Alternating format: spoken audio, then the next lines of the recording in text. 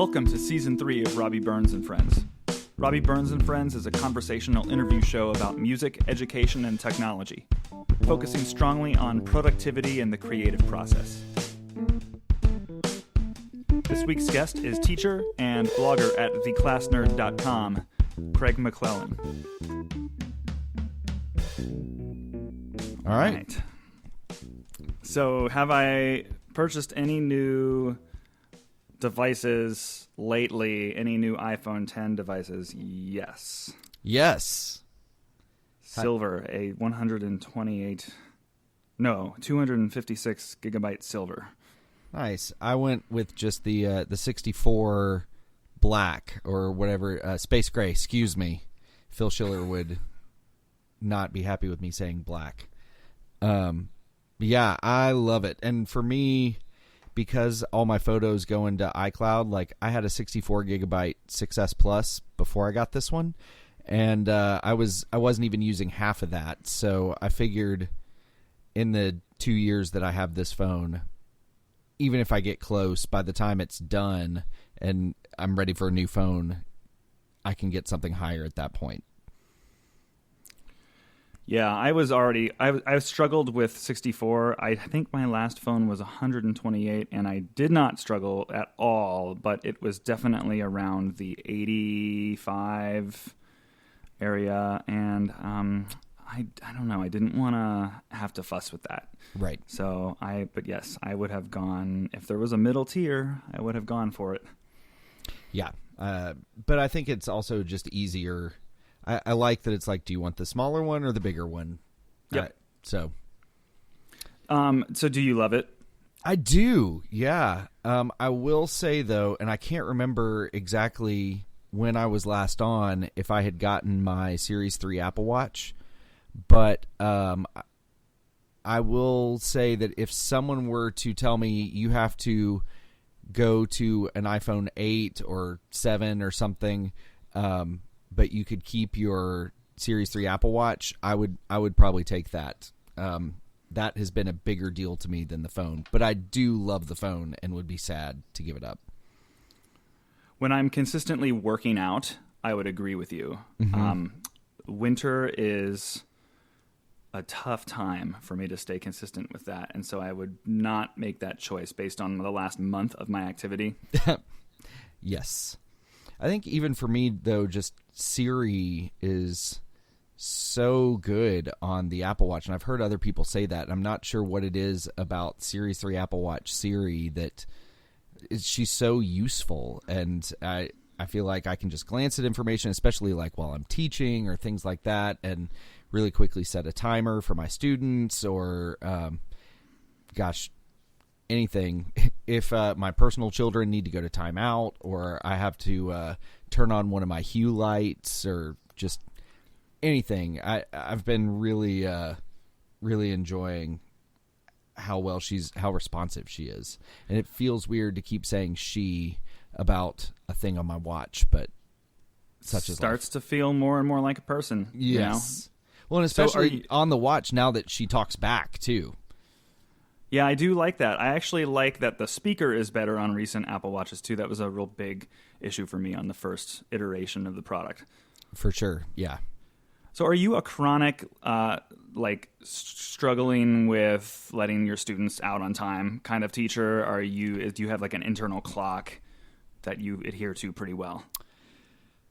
I do fairly well, but because I'm second grade and self-contained, unless we're going to lunch or my kids are going to their related arts like PE or music or things like that, there's not too often that they have to be out at a certain time, or if they're getting really great work done in their math lesson and I don't want to switch to writing immediately, then I have the freedom to spend an extra 10 minutes on math, and that's okay. So it's not as big a deal as like changing every period, but I still...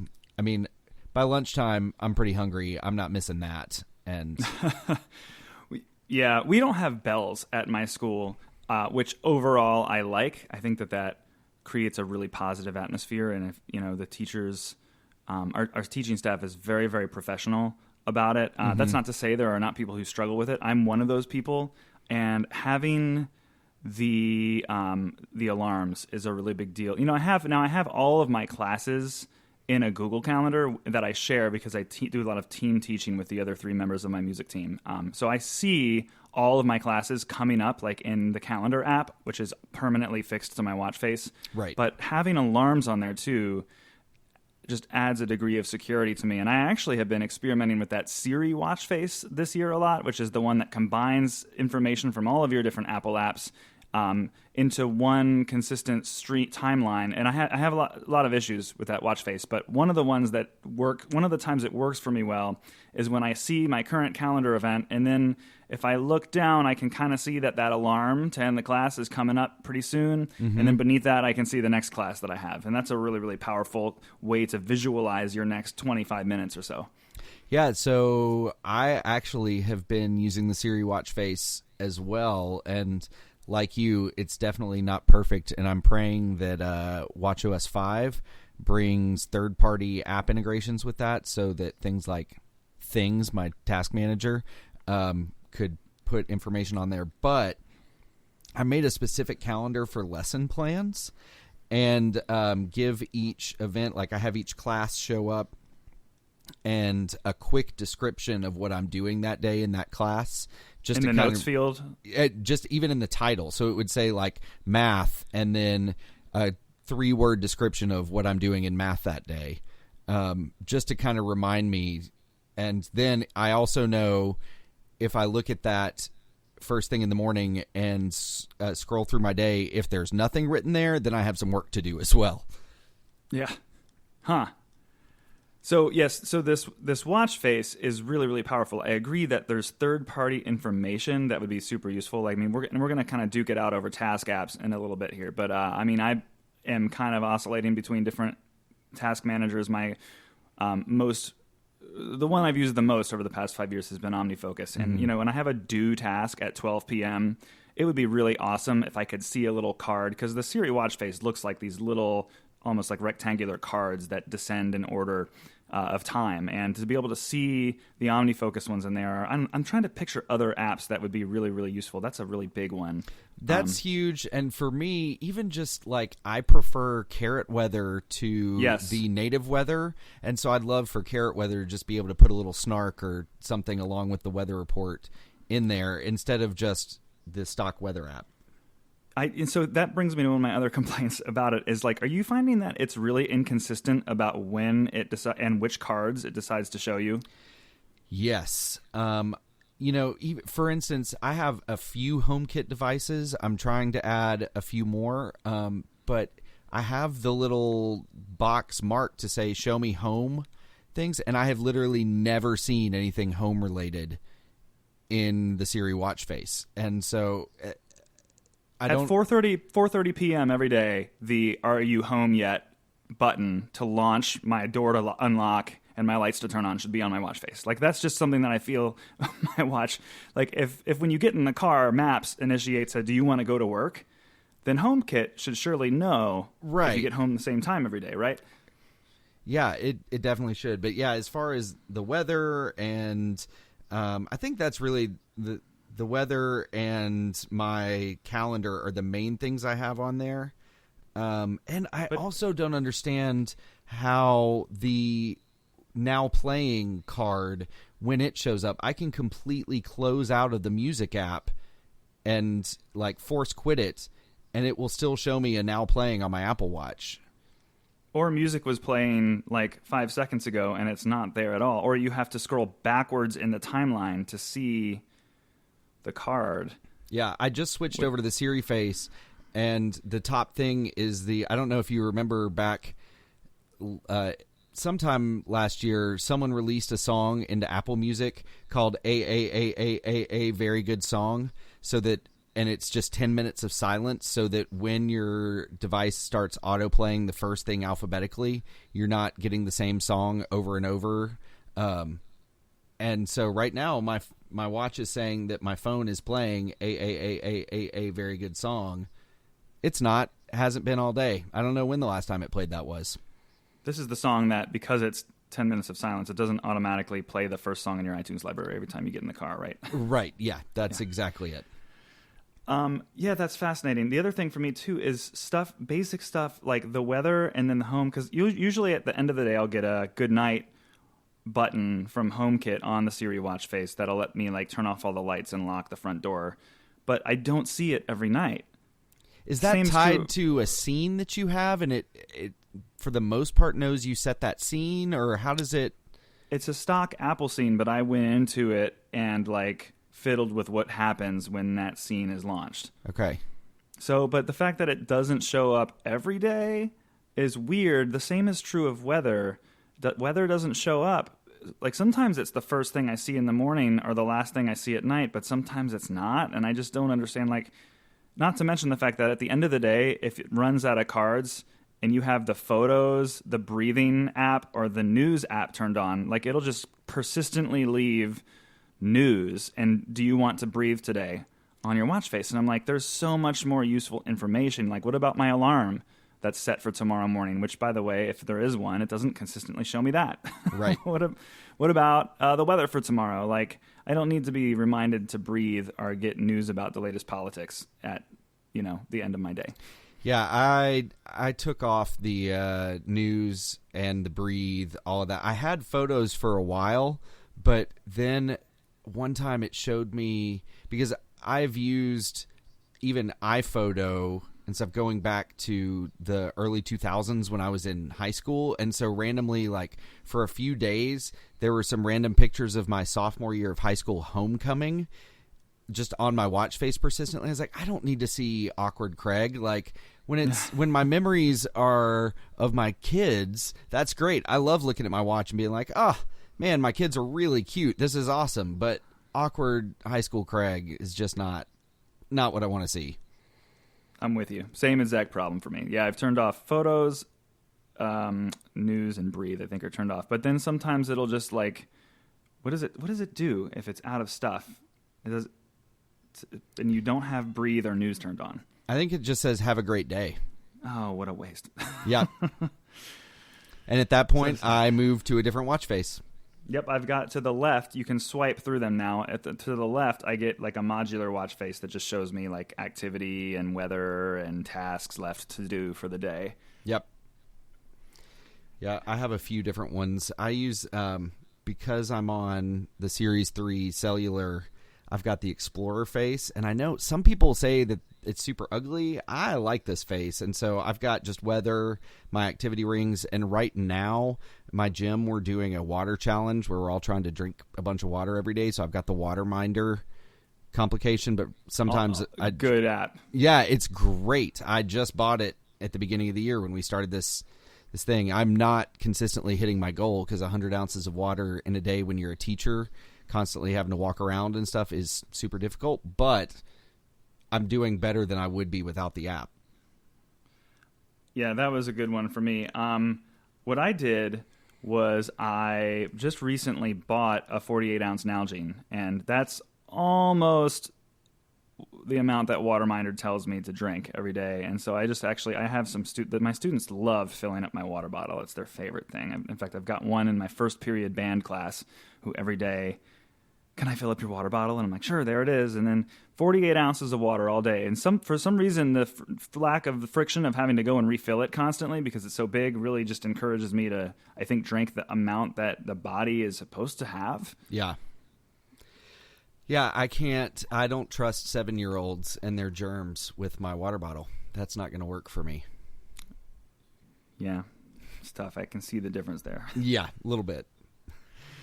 Especially during cold and flu season. Oh my goodness, yes.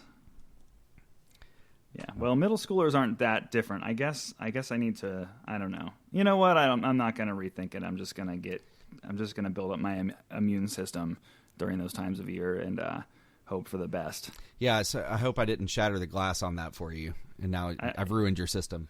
It sure beats walking down the hallway too often. Yeah, that's true. Now I have to digress within this digression and just say that I have had my eyes on a product on Amazon for the past month Now, I've been burnt before because my wife and I kickstarted a similar product that had a very, very negative turnout for us. But the product that I'm talking about is a different brand, and they're on their second version that they've sold successfully, and they're on the Amazon store. So I have a little bit more faith in them. It is a Hydrate Spark smart water bottle that automatically syncs the water you drink to the health app, the Apple Health app. Interesting. Yes. You may need to send me a link to that on iMessage here in a minute. I will gladly do that.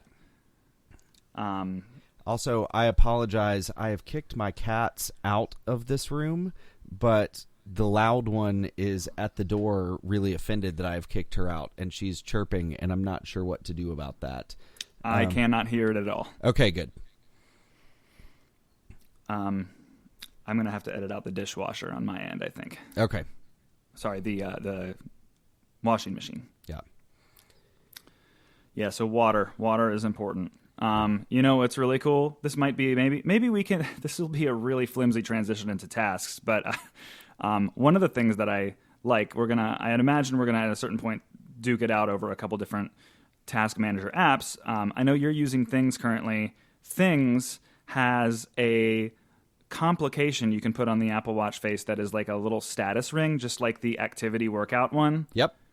And when I was using Things, one of my favorite things to do was to create a modular watch face that had the water minder, because their complication is also a status ring, the activity app ring, and then a task ring, all lining the bottom of my modular watch face. And it was just a status of how much success I was having in the day. You are I do have a modular watch face, and I have that exact setup at the bottom of mine right now. It's glorious, isn't it? Yeah. Although gamify all the things. Exactly. Because it's Saturday, my task circle is not even close to being filled because I've been lazy, and we had a snow day yesterday. So why would you work on a snow day? I'm the same exact way. It's really tough to get off the couch on a snow day. Yeah. Yeah. Whew. So, I don't know how to best. Let me introduce this topic a little bit, and then I don't know how to best go through it. But I guess I'll just start by saying, like, the two of us have been talking back and forth on Twitter about task apps. I think both of us have spent a lot of time discerning what the best task apps are, specifically some of the GTD, which is the Getting Things Done task apps that are available on the Mac and the iOS platforms. Some that are also available elsewhere, but a few in particular that are specifically made for the Mac and for the iPhone and the iPad. So I think as we were talking through on Twitter, I know you've just been like shifting which task app you're using. I've been kind of experimenting with that myself, and I thought what we'd do today is just kind of talk about like what are the things that help us to get our work done in our teaching lives, and like how are these different task apps helping or adding friction in those respects. Absolutely. Maybe a good place to kind of start would be, if you don't mind, I'll just kind of share how I got started with these and what I've used and why and how I ended up where I am right now. Yeah, that would be great. So in 2014, beginning in 2014, I read the GTD book by David Allen and was like, I've got to get an app of some sort that will help me with this, and found OmniFocus, I think through David Sparks, Mac Sparky, through his stuff, and used OmniFocus for a while, probably a couple years. And overall, I mean, OmniFocus is one of the best apps there is. I definitely, when you say that we're going to duke it out, it's hard for me to duke it out against OmniFocus. There are just a couple things that for me, I like about Things better, which is what I'm using now, but that caused me to move away from it. But if someone forced me to go back to OmniFocus, I could definitely do it and be fine. So I used OmniFocus for a while, back in probably 2015, late 2015, Federico Viticci started using the app To Do, number 2 DO. And I tried that for a little while, but didn't love it. And basically, I mean, let's be honest, it's what does Federico do has been my policy in life. But I will say that while he actually switched to using things around the same time that I did not know that was happening until I had already made the switch. So I feel really good that I didn't just copy him this time. But and if anybody's not familiar with Federico Viticci, he writes at macstories.net and writes a lot about automation and apps that you can use. He works from iOS, and it's a great resource if you're like me and work from an iPad. But anyway, so I tried To Do, and then I switched to Todoist because it is a web app that does have a local Mac and iOS app, but it could work with. I had just gotten an Echo Dot in my kitchen and wanted to see how some of the Echo Assistant integrations, I won't say her name, worked with Todoist and things like that, and it was great. And we've talked about gamifying our activity and water and stuff, but I found that with my personality, Todoist has this setup called Karma, and you actually like get points for completing tasks, and you can like build a streak of how many days you've accomplished a certain number of tasks and things like that. And for a long time, that kept me really motivated to stay on top of my tasks, until I got to the point that it was also driving me crazy. I was like, I was working harder than I needed to. It's like, this task doesn't necessarily need to be done today, and I could really use a break, but I don't want to break my streak, and I don't want to lose my karma points. So I would work harder than I needed to instead of taking a break. And I was like, this is not the healthiest. And yes, you can turn off the karma points and the streaks and all that, but it was so ingrained in me, having used Todoist for a year or so with those points, that I couldn't separate myself from that mindset when I was in the app. And Things is so pretty. It's so pretty. And I'd had enough friends that had switched to Things, and I know I mentioned briefly the last time you had me on, I'm on a service called micro.blog, which is kind of a Twitter replacement, but not really, but kind of.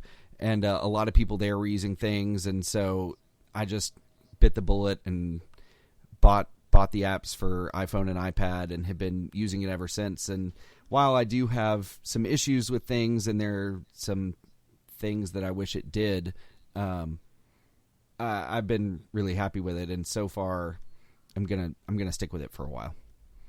That's cool. So mine is sort of the opposite, but I have explored far less Todoist and To Do than you have. Okay. I actually started with Things. I bought it with my first MacBook in 2006. You know what? I think it's likely that I bought Things a couple years after I bought the laptop. But I remember buying Things in around 2008, around the time I started grad school. And it was in a box on the shelf of the Apple Store at the time. That's amazing.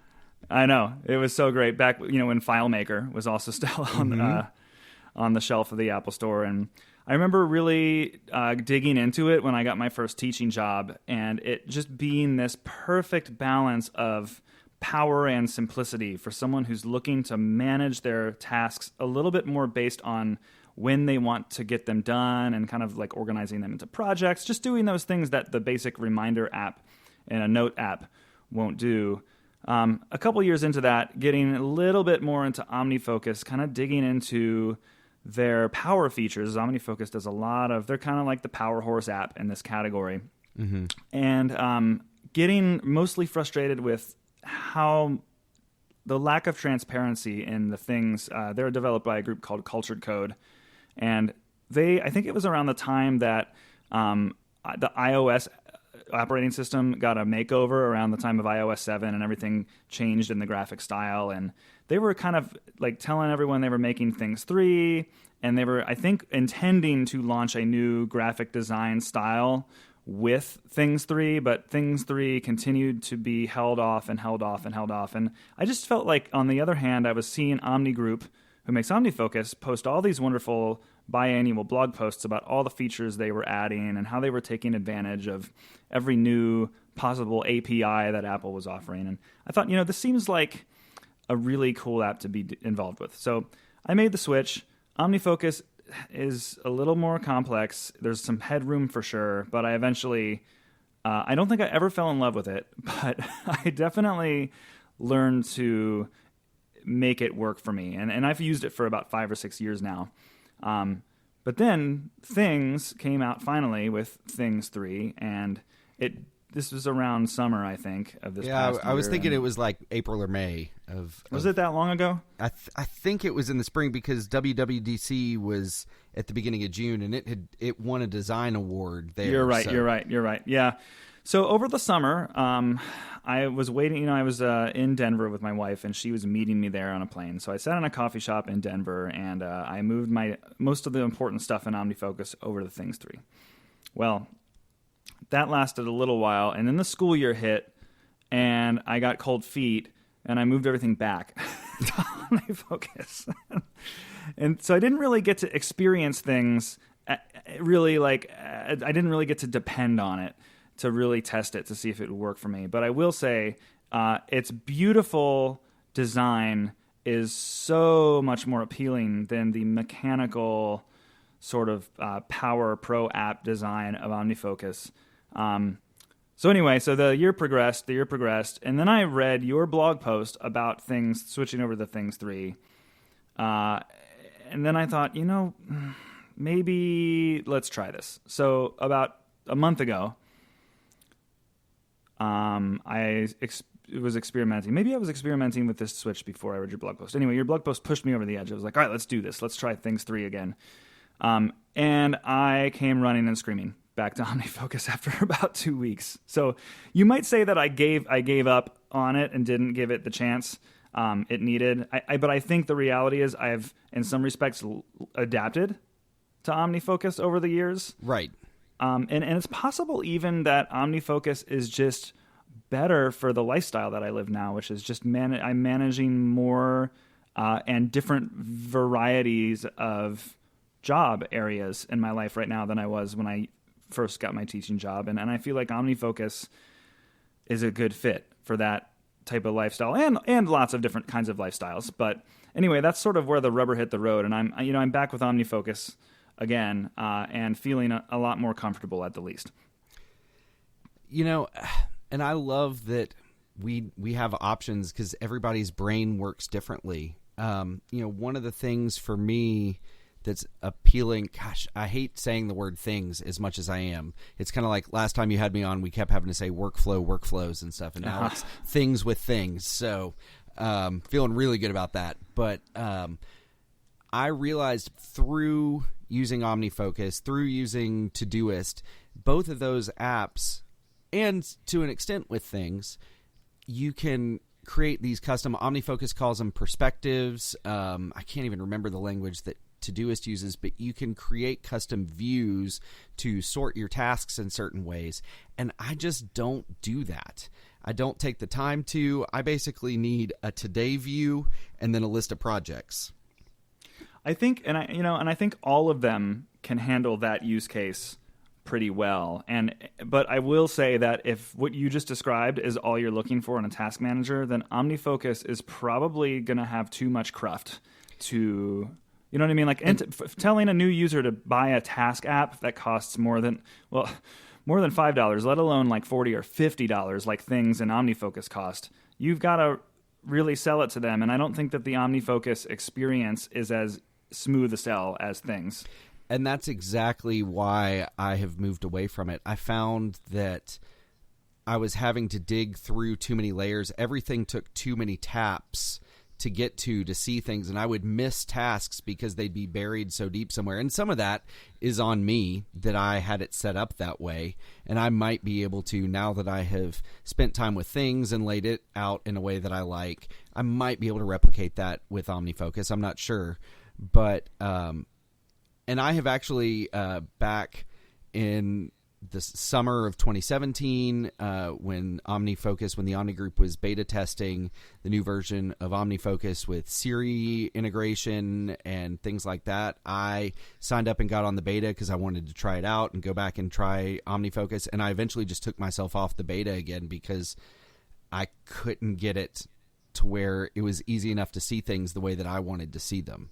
I don't want to say I want to defend that because you're not attacking it for sure, but I want to go into that a little bit. But can I maybe first set out, like, we've established that any one of these task apps is going to basically allow you to better organize tasks into sub projects and also assign them with due dates that help you better to see on any given day what should be in front of you on that day. Can I try to maybe this is just what I think is the core philosophical difference between OmniFocus and things, and then maybe if you can agree or disagree, and then I'm wondering if you can expand on that with Todoist and To Do. For me, things tended to emphasize date that you wanted to be working on something. It has this view called the today view, which anything you want to be working on shows up. And it's really, really cool because if you don't do something on that day, it just it just stays in your today view the next day. There's no past due, overdue. It just stays there. No glaring red. No, right. You're bad because which of course my need to get things done, my personality, that glaring red stressed me out a lot. So right. And there's if there's something that's not due today, then it can be due on a day that's later. Now, if it's not due later, it can be due any day.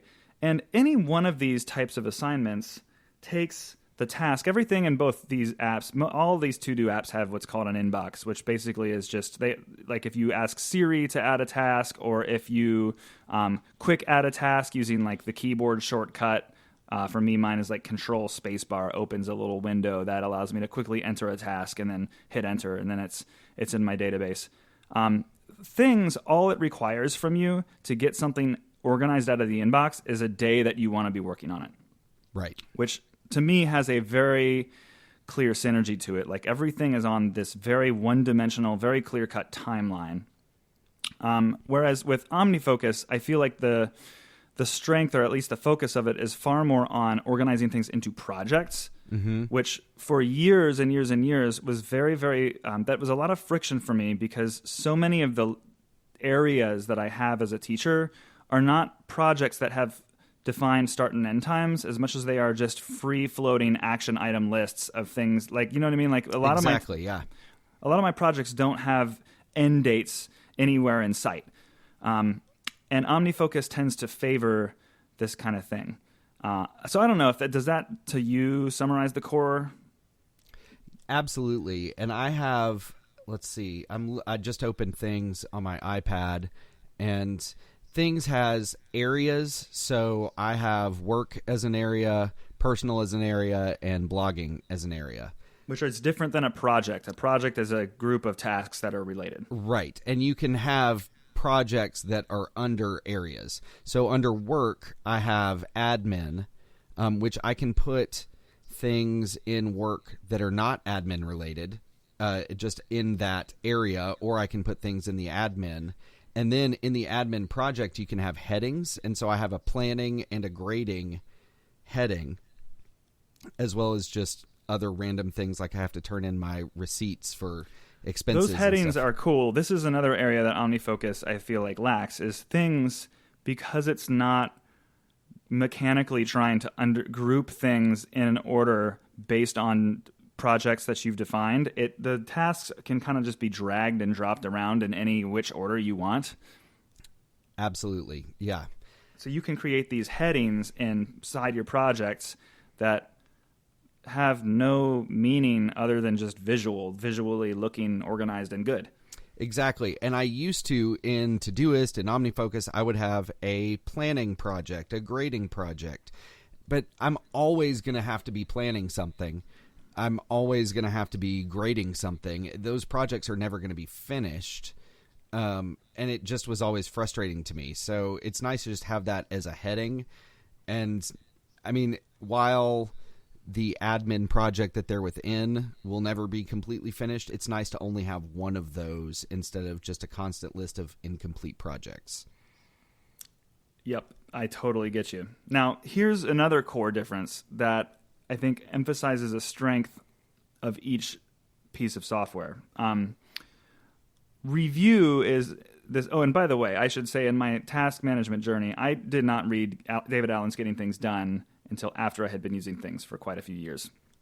But one of these core areas of the Getting Things Done methodology is that you're constantly reviewing the different projects that you have to make sure that every due date is in the right place, or that maybe if you've done some things on the list, you check them off. And you're kind of looking at these projects on an ongoing cycle.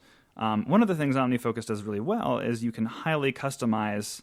Well, first of all, it has an entire view for just reviewing your projects. And you can sort of customize on a per project level how often these different projects are showing up as needing to be reviewed. So like personal house stuff, that can be reviewed every month and a half, whereas like when I'm getting close to a performance at the county-wide band assessment, well, I might be reviewing that project every 2 days.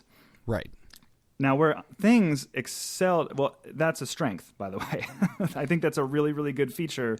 But what I really liked about things was that you didn't need a review mode because the today list was always just like, you never needed to move anything around. Like I would just schedule everything for today that I thought I needed to have in my mind. And if I missed it, it would just be on the today list my next day. Right. And first of all, I do miss the review feature of OmniFocus. I feel like, and again, it's been a long enough time since I have used OmniFocus regularly that I'm not 100% sure on this, but I feel like it was difficult on iOS to adjust how often you reviewed a project, and that was a big deal to me. I really feel like that's the case, but now I'm not 100% sure. It's better now, but yes, that was once the case. Okay. All right. And so that was one of the big deals for me. I was like, this is difficult. I'm not getting to use the review functionality the way that I want to, so I'm just going to scrap using it. But it is an area that I miss, but because the Today View is good enough and I have few enough projects, and one of the things I love about things, man, that's one of the things I love about things is that you can hide things that you have set to do at a future date. So if I already set something to happen next Wednesday, I'm just going to trust that things is going to show it to me next Wednesday and not worry about it when I look at my projects. So when I scroll through projects, it's only ever tasks that do not have a current date that I want to do them. And so it's easier to review because I have only a few projects, and then I have everything that's already taken care of in terms of a date assigned to it invisible. So I can just look and go, ooh, these things don't have a date, and I probably need to start getting on that. Let me assign a date to that. Yes, I totally agree with what you're saying. Now, for me, part of my like running and screaming back to OmniFocus is I actually did start to desire some of these things that felt like extra cruft, but that actually I found were helping me strangely. The way that I what you're just describing, which is awesome, works really, really well and is a very simple and logical workflow that is based purely on thinking about how you are progressing through time. But for me, I'm at a point now in my life where I think that the list of tasks that I needed to be in my today view for me to not forget they exist was so large that I was just constantly overwhelmed by the things today view in a way where in OmniFocus, I could choose to have maybe just 3 or 4 things in my today view because, well, I don't trust that all of those other tasks in my projects are going to immediately come up in front of me later, but I do trust that it's going to remind me to review those projects. And then maybe later. So, I mean, I guess all of that is just there's a question of how you want to reallocate the energy and time you put into your task app. Right. And like where. But for me, I was just like the today view and things. I think at one point 2 weeks ago before I switched back to OmniFocus had like 40 things in the Today view. Yeah, and that may be a difference of how we input tasks as well. Because I think the most I've ever had is 8 to 10. And it may be another great thing about things is that each task can have a little checklist as part of the task. So if I need to break something down into smaller steps, it doesn't show as individual tasks, but when I look at the task in my Today view, I can tap on it and see, okay, here are the things that you need to do still to complete this task. And so it doesn't overwhelm me as much. That's great. It's that you say that, because on the one hand, I like that simplicity of not being overwhelmed was so amazing to me until I realized that I needed to have a sub list of tasks within a task where some of the subtasks had different due dates than others. So like I wanted to see, I wanted some of them to be visible to me, but not others until it was time.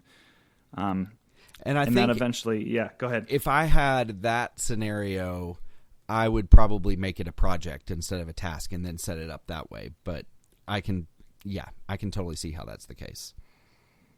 Yeah, but they are so the nested task lists are so beautiful in things. Like, when I first saw them, I was like, oh my gosh, that is such a logical way to view it. And you can see, I think the user interface of things is not only aesthetically more easy to digest for a new user, but it's just, it's a little bit more space efficient. Like I can see more stuff on the screen. Yeah. I just had a thought, and it's a little bit of a tangent, but one of the biggest draws to me for things as someone who is absolutely in love with his Series 3 Apple Watch is I can tell Siri on my watch to create a task in things for me. And at least as of when I switched to things back early December, that was not the case with any other task apps. I know that OmniFocus and Todoist, you could do that on the phone and the iPad, but for some reason the watch you couldn't, and you can with things. And that's huge. If I'm walking down the hallway and I realize I need to do something, sometimes I don't even take my phone with me into the hallway because my watch will switch onto cellular. And so I can just tell things really quickly on my watch and be good to go. So that has been a big change for me. Yeah, that's interesting. I've never tried it. So now that task apps can work with Siri, I actually have not found myself doing a lot of that, because for me, it gets very wordy, because instead of hey Siri, I'm saying that very slowly and carefully as to not initiate it on my phone or anyone's phone who's listening. Remind me to do this at this time. When you use a task app and you want it to add it to that task app and not the Apple Reminders app, you have to say, hey, phone, remind me to do this with things or with OmniFocus. Mm-hmm. And that was getting to be a little bit wordy for me. Like it was just creating this friction where in the car, in the moment that I remember, oh, I have to go buy the pizza for dinner tonight or something. It was just getting to be that I was fighting my phone to do what I wanted it to do. And I eventually ended up doing something that I think is another feature that both of these apps, and I believe also Todoist, will feature, which is a feature where you can actually just use the Reminders app as normal, but then have your task app import all of your Apple reminders into their database once you open them. Yes. I have definitely used that. I feel like with Todoist, you have to go through Ifttt, which I know we talked about the last time you had me on the If This Then That. It's a web automation service. Because Todoist is a web app with an API, it can connect with Ifttt, and then Ifttt can also work with your reminders. I don't think it was a native deal, but you can do that in Todoist, and you can do it in things, and I used to do it all the time in OmniFocus as well. So to me, there's a couple of benefits of that particular feature, one of which being not only can I then just say, hey, phone, remind me to do this, and then I open OmniFocus and it's just sitting there waiting for me. I don't have to say add the with OmniFocus to the end of the phrase. But I also use a couple of apps to export things into my task app. For example, I use a little app called Drafts, which I believe we talked about on our last show together. And I have Drafts is just a text app that allows you to export your text to different apps really easily. It does way more than that, but that'll be my short plug for it. And I have one that will, when I type in like do this thing and export it to OmniFocus, what it actually is doing is it's adding it to a reminder list in my phone that then OmniFocus is then going in and reaching stuff from at a later time. Yeah, and so one of my biggest frustrations with things, because it's definitely not perfect, things like the URL scheme, which I know we talked about last time as well, which is what Drafts is using to communicate with a lot of apps.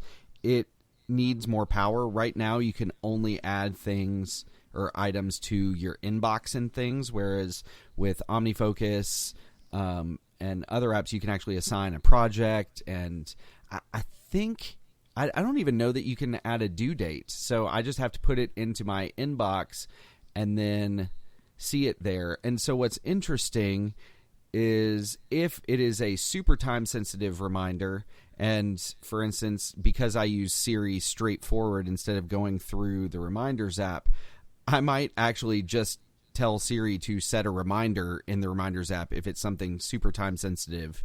And if it's not, and it's something that I can look back next time I open up things and see that my inbox has an item in it, then I'll just go straight and say, add this task to my inbox in things. And she does that. And I don't worry about a time or anything. But so I actually have started very occasionally still using the Reminders app for something super time sensitive that I think of just from my watch. Now, what I liked about Things for the few weeks I was using it last month is that you could... I liked the way it handled the import. When you open the Things app and go to the inbox, it actually lets you choose on a per-task basis which reminders tasks to import, which is super helpful, because then what it would allow you to do, someone in your case, is then you could just choose to not import the tasks that you wanted to have ping your phone at a specific time. Interesting. Because Things has that reminders feature where your tasks can ping your phone at a particular time, but they really just ping you once and then they're kind of gone. Like right. The Reminders app has some cool things, like it'll stay on your phone screen or your watch face until you actually mark it complete. Now, OmniFocus is apparently this year is getting persistent reminders, which is when some tasks can continue to ping your phone at a particular time until you actually complete the task. And I'm actually using a separate app called Do to do that right now, and I cannot wait to have that all happening in one app. Yeah, from what I have heard, Ken Case of the Omni Group tease about OmniFocus 3, I will likely buy it and give it a shot as well, even if I'm super happy with Things, just because they're doing things like that. And I have used Do as well, and I just love the Omni Group. I want to support them, but it'll be interesting to see what happens to me when OmniFocus 3 comes out, which they've been teasing will happen sometime in 2018. I'm going to be interested to see if they overhaul the user interface a little bit too. I think they're probably feeling a little bit of pressure that some of their competitors have a little bit more of an intuitive interface to them. Absolutely. But like I was saying, I think this gets to sort of more of a complex view of what OmniFocus wants to be for the user, which is, I think what they want you to be able to do is have, if not OmniFocus is always working for you this way, they want you to have a way to look at a certain type of view in OmniFocus, or what they call perspective, and only see what you need to have in front of you at that time or place. And I think they do this really well with their forecast view, which is kind of like the Things Today view, where it's like a calendar on the left side of the screen, and you click on a day to see whatever tasks are due that day. They do a great job with these custom perspectives where you can create one. I have one called Hot List that I stole from David Sparks, you were mentioning earlier. And that's just every task I have that's flagged or going to be due in the next couple of days is just all in one screen. So if I'm like really under fire at school and I have like some days I only get one planning period, I just go to the hot list and see what are the things that are most important for me to do right in this moment. Right. And I think OmniFocus wants to do that, but it continues to need to require a lot of fiddling around on the part of the user. And that, I think, is where some people kind of just give up on it. Yeah. You either have to flag something or, again, set a due date. And I like that with things, I can set a due date if there's like a form that my principal is requiring us to turn into him by a certain date. I can set that as a due date, but then I can choose to do that task on another day if I have more time.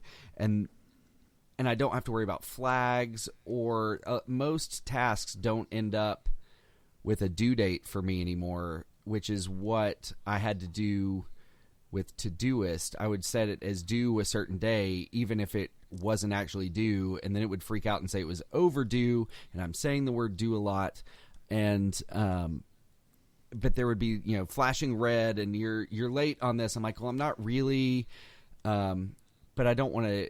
And flagging things, I started flagging too many things in OmniFocus, and there's something about the simplicity of things, and I think that's where we keep coming back to our differences. Is I am, at least at this point in my life, looking for something with a little more simplicity and a little more calm that still helps me organize my stuff, and you need the full deal.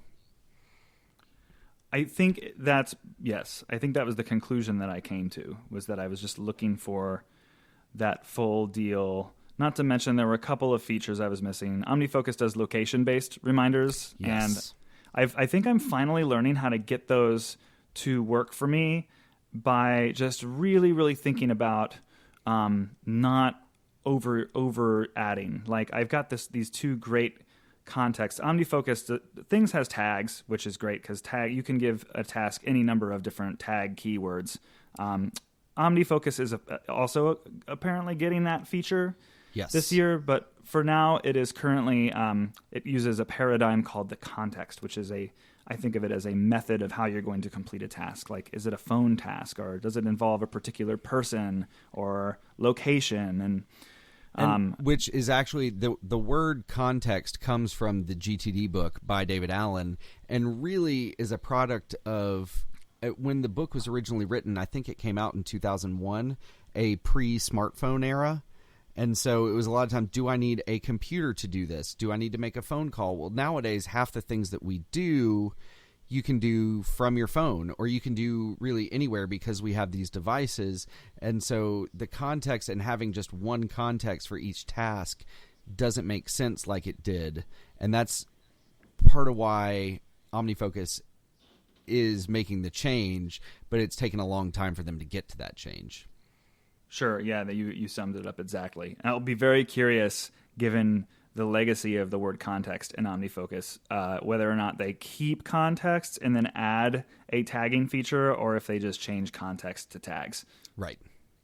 It'll be really curious. I'm very curious to see. Now, these location contexts are super useful to me because I've now got them down to the point where they really work for me. I have like a leaving home context and an arriving at home context, and each triggers when I enter or leave the geofence of my home. And that is so cool. Like, I needed to bring I kept forgetting to bring a pair of brushes to school for one of the members of my percussion ensemble to use. And I just created a leaving home context, and I added to it, bring brushes. And I don't see that task ever unless I'm in review mode, reviewing the project that it's in, which I think is just a list called like percussion ensemble. Mm-hmm. The only other time I see that task is when I leave my home, which is super useful. Leaving school, like forgetting to do stuff in the office before I leave. I'll tag something with a due date and a leaving school task, just to make extra sure that if I missed it on my list, that I do it before I leave. Something like, setting the music stands and chairs out in the fourth. We have a fourth row that gets torn down after for our orchestra rehearsals in the afternoon, and then we have to set it back up for the band classes the next morning. So that's like a leaving school task. So Can you explain to me, because the way that I think of the geofence, that it wouldn't go off until you have actually left school, but you're saying you're doing these things before you leave school. So how's that working, unless I'm just misunderstanding you? No, I think these are like safety nets for me. It's already got, in some cases, some of these tasks will have a due date. Okay. But this is like a safety net if I really need to forget. I'm very scatterbrained and I have a lot on my plate. So these safety nets are really, really, I mean, this is why I'm looking forward to persistent reminders, because something dinging on my phone once is, and oftentimes, just simply not enough if it's an in-the-moment thing that needs to happen. A great example is I very often need to have deal with certain conversations with students at the front end or the back end of a class, and these are conversations that are really easy to overlook when I'm starting or ending a class, right, and getting all of those things prepared. So I'll set those kinds of reminders in the Do app, and it'll just keep pinging my watch, and I'll have that just shoved right up in my face until I finally deal with that. So those have been super useful. I was just really depending on them. Also, adding image and file attachments to tasks in OmniFocus I didn't think I would miss that. And I usually don't. It's not an essential. Yeah, see, I rarely do that. I do attach notes a lot, especially I will drag, using iOS 11, drag and drop. I'll drag an email from mail.app into things, into the notes field, and then it will use their drag and drop API to decide that it wants to use the message link. And what that means is it'll actually put a link back to that message in mail.app, so that if I make a task that says like email so-and-so, then I can actually, or respond to this email or whatever, I can just tap on that link and it'll pull open the email that I need to respond to. Yeah, that's a super great feature. I love doing that with notes and with tasks. Yeah. I'm doing that all the time. My only downside is that I'm using the Spark Mail app on pretty much every device now, and it does have that feature where you can send a link to the message, but I really like doing it with a drag and drop. Yeah. It's not there yet.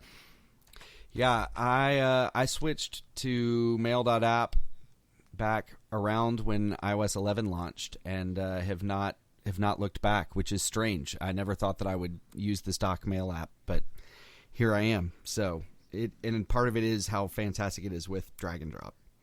Yeah, it really does work well. So we've covered, I think, some key differences. I mean, I think anyone listening to this should know that OmniFocus and Things both cost upwards of like $40-$50. I don't know exactly how much Things costs. So on iOS, at least, I can say the iPhone version is $10 and the iPad version is $20. I think maybe the Mac version is $50, but I'm not 100% sure because I did not buy that. It looks like the standard OmniFocus license is $20 and a Pro license is $40. That can't be true. Let me do some more scrolling. That seems low for the basic, but Omni Group has been really doing a lot of interesting stuff with their pricing on the App Store. They have. They've been leading the way, and it's exciting what they're doing. All right, let me search this one more time. I think my point is that these are two. I mean, I'll link them in the show notes, so we don't need to be precise at this moment. But what I think my point is that these are $40 for the general version of OmniFocus 2 on the Mac App Store. Yeah. I think that these apps at these prices, like if you come to one of my music teaching presentations, like I feel fairly confident that I can sell a room of music teachers on OmniFocus or Things for the price. But what I always do is I make sure to have a couple of slides up about Todoist, just because it is free and cross-platform. It is. Now, it is limited in its free use. There is a subscription to unlock all the features. And for me, that was completely necessary. Like, I think you can't even get push notifications on your phone if you're not on the Pro version. So it was I had to do it. I think that subscription is $28 a year or something like that. But they did just release education pricing, which for teachers and students is 50% off of that. So I've got a link to that on my blog, The Class Nerd, in case teachers wanted that. But if you need the link to sign up for the education pricing, you can pull that off my website to put in the show notes. You got to send me that. I wish so Todoist's main draw for me, in addition to some of Todoist has a lot of the features of both of these apps, and I feel like they're one of the more comprehensive to-do apps out there. If you pay for the premium, in that they have due dates, projects, tags, all the different kinds of features you would expect. Now, there's one thing it has that if ever OmniFocus or Things had this feature, it would be hands down where I would do all of my work, and that is collaborative projects. Yes. It's interesting though. I rarely use that. My wife and I had a shared grocery list in Todoist, and now we just set that up. Now that I'm using Things, we set that up in reminders, and because she actually uses reminders more, and I was forcing her to use Todoist, but my teammates just in my school are not quite as trusting of technology, and they keep to-do lists on Post-it notes and things. There was no way we were ever going to collaborate using Todoist. But if you have teammates, which I remember you describing some of yours as far more comfortable with technology, I think that would be just absolutely fantastic. I did manage to get my music team on Slack. Two of us are very committed. One is we'll check it like once a day, and then another we'll check it like once a week. What didn't ever gain traction with us, just because I didn't feel like we needed it as much as I wanted us to, is using Todoist as a team. We really did try it.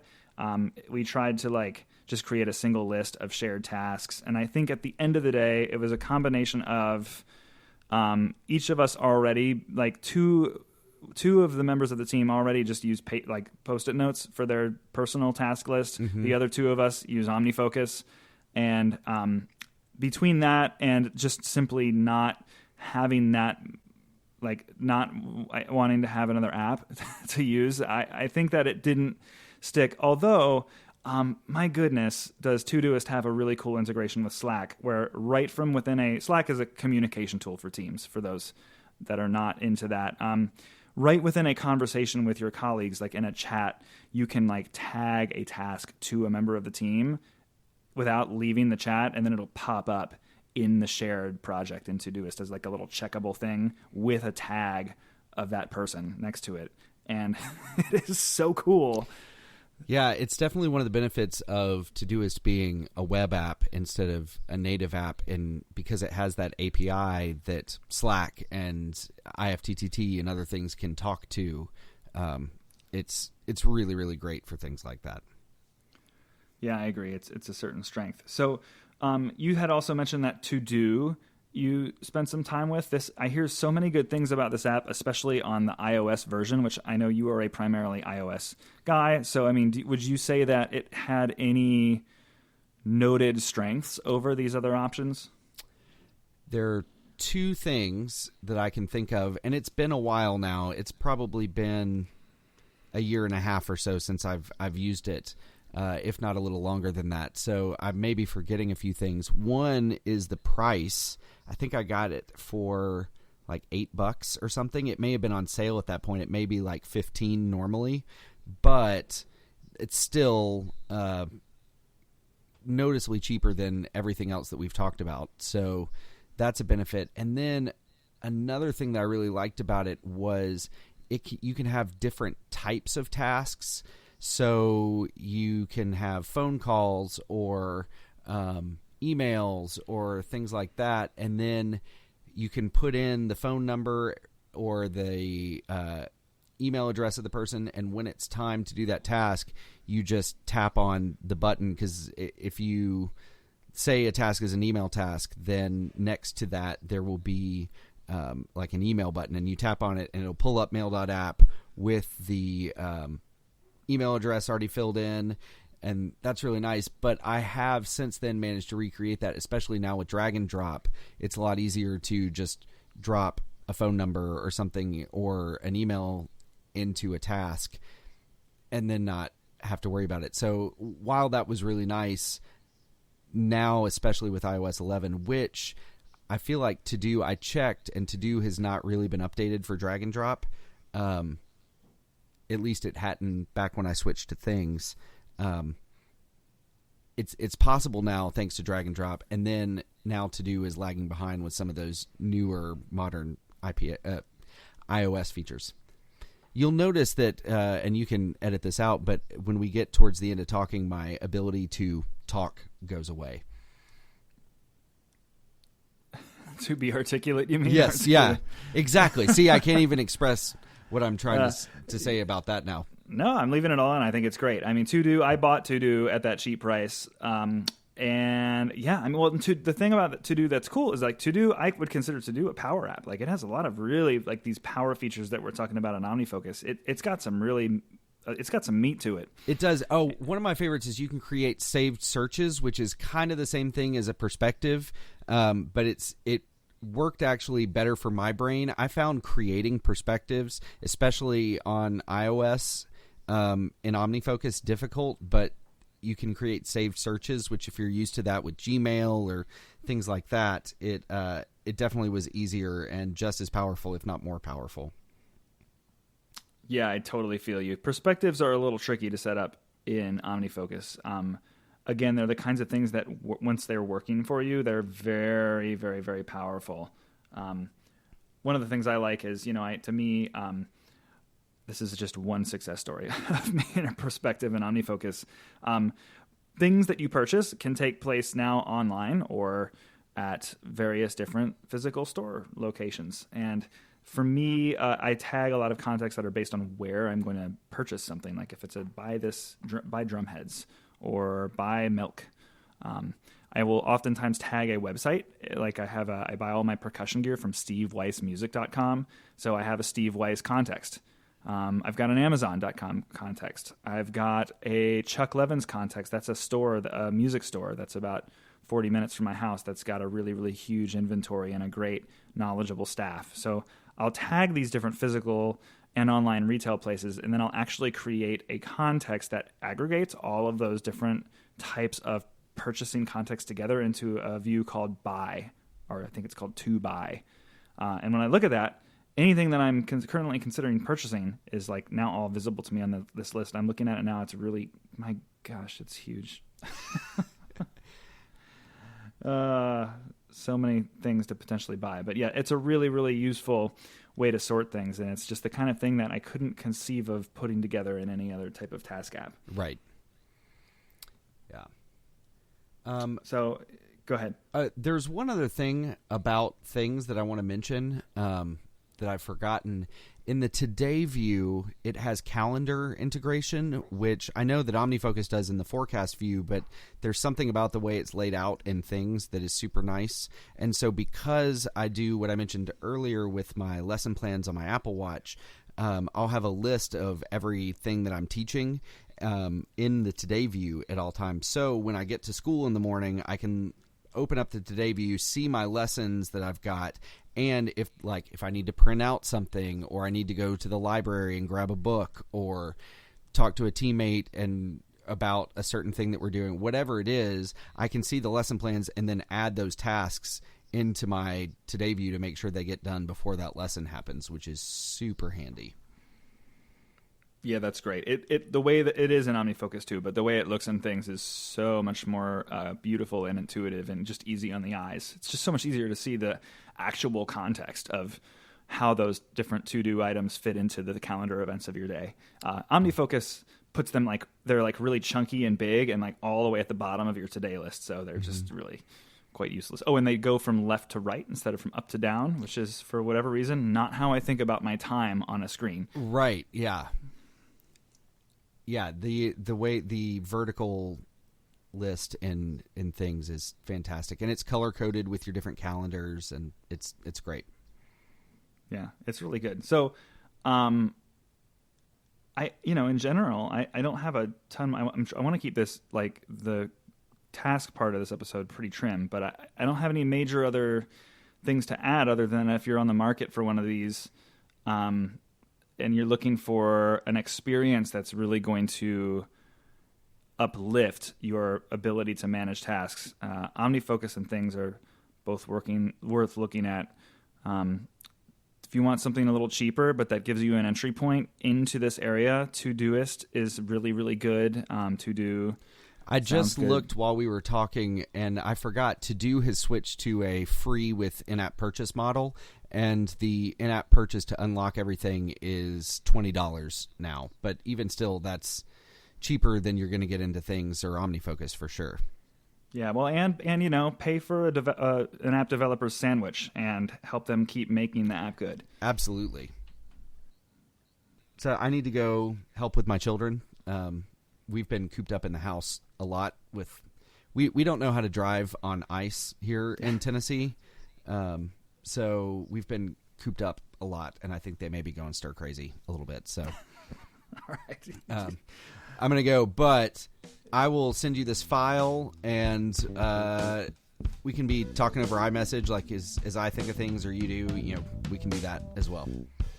Sounds awesome. All right, cool. Well, thanks, and have a good one. Yeah, you as well. Thanks again. Bye. Bye.